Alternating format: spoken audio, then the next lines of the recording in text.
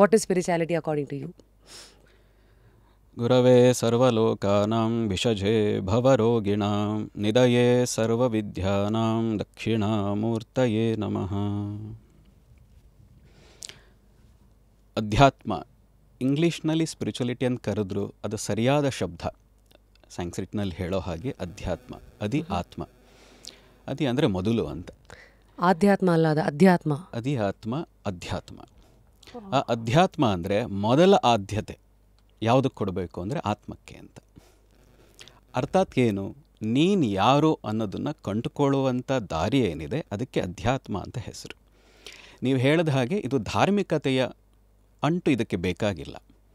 ಆದರೆ ಭಾರತದಲ್ಲಿರುವ ಧಾರ್ಮಿಕ ವಿಧಾನಗಳು ನೋಡಿ, ಧರ್ಮದಲ್ಲಿರುವಂಥ ಧಾರ್ಮಿಕತೆ ಹೇಗೆ ಅಧ್ಯಾತ್ಮ ಅಂತ ನಾವು ಕರಿತೀವಿ, ಅಧ್ಯಾತ್ಮವನ್ನು ಆಚರಣೆ ಮಾಡೋದಕ್ಕೆ ಆಧ್ಯಾತ್ಮಿಕತೆ ಅಂತ ಹೇಳೋದು.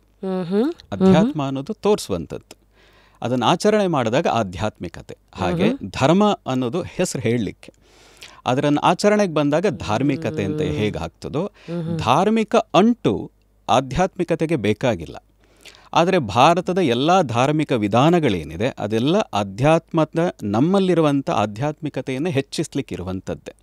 ಹಾಗಾಗಿ ನಾನು ಪದೇ ಪದೇ ಹೇಳ್ತೀನಿ, ಆಧ್ಯಾತ್ಮಿಕತೆಗೆ ಧರ್ಮ ಬೇಕಾಗಿಲ್ಲ, ಆದರೆ ಧರ್ಮಕ್ಕೆ ಆಧ್ಯಾತ್ಮಿಕತೆ ಬೇಕೇ ಬೇಕು ಅಂತ.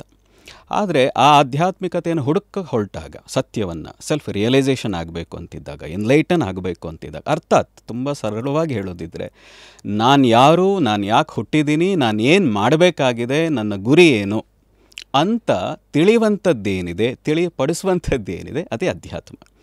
ಇಲ್ಲಿ ದೇವರು ಬೇಕಾಗಿಲ್ಲ, ನಾಮ ಬೇಕಾಗಿಲ್ಲ, ಜಪ ಬೇಕಾಗಿಲ್ಲ, ಪೂಜೆ ಬೇಕಾಗಿಲ್ಲ. ಆದರೆ ಅದೆಲ್ಲವೂ ಒಂದು ಹಂತಕ್ಕೆ ಬೇಕು. ಯಾಕೆ ಅಂದರೆ ಆಧ್ಯಾತ್ಮಿಕತೆ ಅಂದರೆ ಅರ್ಥ ಮಾಡ್ಕೊಳ್ಳೋದಕ್ಕಷ್ಟೆ, ನಮ್ಮ ಚಿತ್ತ ಶುದ್ಧಿ ಆಗೋದಕ್ಕಷ್ಟೆ. ಚಿತ್ತ ಶುದ್ಧಿ ಆದಮೇಲೆ ನೇರವಾಗಿ ನಿಮ್ಮನ್ನು ನೀವು ಕಂಡುಕೊಳ್ಳೋದಕ್ಕೆ ನೇರವಾಗಿ ಹೋಗಬಹುದು. ಆತ್ಮಕ್ಕೆ ಪ್ರಯಾರಿಟಿ ಕೊಡಬೇಕಾಗಿರೋದು, that is a definition of ಅಧ್ಯಾತ್ಮ.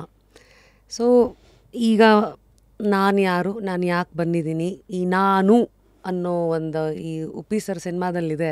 ಅಂದರೆ ಭಾಳ ತಮಾಷೆಯಾಗಿ ನಾನು ನೀನು ಅಂತ ಆ ಥರ ಅವ್ರು ಹೇಳಿದ್ರು, ಹೆವಿ ಫಿಲಾಸಾಫಿಕಲ್ ಚಿಂತನೆಗಳನ್ನು. ಬಟ್ ಐ ಥಿಂಕ್ ಕಾಲದುದ್ದಕ್ಕೂ ಪ್ರಪಂಚದಲ್ಲಿ ಎಲ್ಲರೂ ಅವರವ್ರದೇ ರೀತಿಯಲ್ಲಿ ಈ ಥರದ ದೊಡ್ಡ ದೊಡ್ಡ ಚಿಂತನೆಗಳನ್ನು ನಡೆಸ್ತಾನೆ ಬಂದಿದ್ದಾರೆ.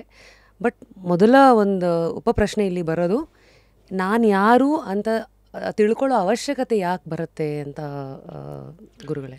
ನೋಡಿ, ಯಾವಾಗ ನಾವು ಜಿಗುಪ್ಸೆಯಲ್ಲಿ ಬೀಳ್ತೀವಿ, ದುಃಖದಲ್ಲಿ ಹೇಳ್ತೀವಿ, ಯಾಕೆ ಅಂತ ಹೇಳಿದ್ರೆ ನಾವು ಬೇರೆಯವ್ರು ನೋಡೇ ಬದುಕ್ತಾ ಇದ್ದೀವಿ. ನಾವು ಒಳ್ಳೆ ಬಟ್ಟೆ ಹಾಕಬೇಕಾದ್ರೂ ಬೇರೆಯವ್ರು ಏನು ಹೇಳಿಬಿಡ್ತಾರೋ, ಏನು ಅಂದ್ಕೊಳ್ತಾರೋ ಅಂತ ಬಟ್ಟೆ ಹಾಕ್ತೀವಿ. ನಾವು ಊಟ ಮಾಡಬೇಕಾದ್ರೂ ಬೇರೆಯವ್ರು ಏನು ಅಂದ್ಕೊಂಡ್ಬಿಡ್ತಾರೋ ಅಂತ, ನೋಡ್ತಾ ಇದ್ದಾರೇನೋ ಅಂತ ಅದನ್ನು ನೋಡಿ ಊಟ ಮಾಡೋ ಸ್ಥಿತಿಗೆ ಬಂದಿದ್ದೀವಿ. ಅಂದರೆ ಇಡೀ ನಮ್ಮ ಜೀವನ ಏನಿದೆ, ಬೇರೆಯವ್ರು ಹೇಗೆ ಹೇಳ್ತಾರೆ, ಏನು ಮಾತಾಡ್ತಾರೆ, ಅವ್ರು ಏನು ಅಂದ್ಕೊಂಡ್ಬಿಡ್ತಾರೆ ಅನ್ನೋದ್ರ ಮೇಲೆ ನಾವು ನಿಂತಿದ್ದೀವಿ. ಯಾವಾಗ ನಮ್ಮ ಕಡೆಗೆ ನಾವು ಗಮನ ಕೊಡ್ತೀವಿ, ನಾನು ಯಾರು ಅನ್ನೋ ಕಡೆ ಗಮನ ಕೊಡ್ತೀವಿ, ಅವರ ಗೌರವವನ್ನು ಕೊಡ್ತೀವಿ ಅವರ ದೃಷ್ಟಿಗೆ, ಅದಕ್ಕಿಂತ ಹೆಚ್ಚಾಗಿ ನಾನು ಯಾರು ಅಂತ ತಿಳಿದಾಗ ನನಗೆ ತಕ್ಕಂತೆ ನಾವು ಬದುಕೋದನ್ನು ಕಲಿತೀವಿ, ನಮಗೆ ಬೇಕಾದಂತೆ ನಾವು ಬದುಕೋದನ್ನು ಕಲಿತೀವಿ. ಎಲ್ಲಿವರೆಗೆ ನಾವು ನಮಗೆ ಬೇಕಾದಂತೆ ಬದುಕಲ್ವೋ ಅಲ್ಲಿವರೆಗೆ ಯಶಸ್ಸು ಸಿಗಲ್ಲ. ಈಗ ಅಂದರೆ ಬೇರೆಯವರು ಇಂಜಿನಿಯರಿಂಗು, ಡಾಕ್ಟರ್ ಇದನ್ನೆಲ್ಲ ಓದ್ತಾರೆ. ಯಾಕೆ ಓದ್ತಾರೆ? ಅವ್ರಿಗೆ ಇಂಟ್ರೆಸ್ಟ್ ಇದ್ದು ಓದಿದ್ರೆ ಚೆನ್ನಾಗಿ ಒಳ್ಳೆ ಡಾಕ್ಟರ್ ಆಗಿದ್ದಾರೆ.